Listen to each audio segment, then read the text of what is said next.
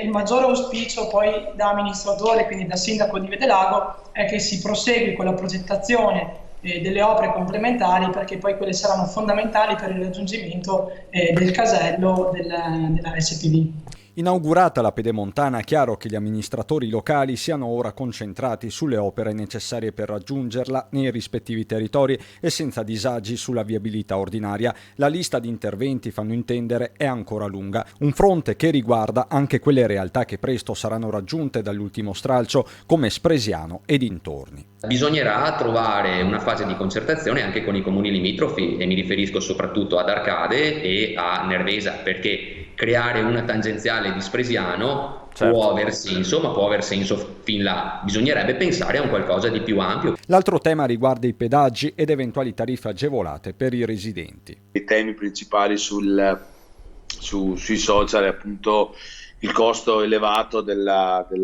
pedemontana, per cui starà a vedere anche come questo influirà sul reale utilizzo, se saranno necessarie delle azioni di calmierazione dei prezzi, quantomeno per i residenti. Sindaco di Montebelluna negli anni della realizzazione dell'opera e ora in Consiglio regionale, Marzio Favero lancia la sua proposta. A queste sfide si può rispondere solo creando un grande raggruppamento di comuni che, in collaborazione con le province e la regione, predispongano uno studio per riuscire a intervenire sulla viabilità attualmente a disposizione per risolvere alcuni nodi critici. Risorse importanti, aggiunge, potrebbero arrivare dallo stesso recovery plan, a patto che i territori vengano coinvolti. Anche l'autonomia, insomma, viaggia sulla pedemontana.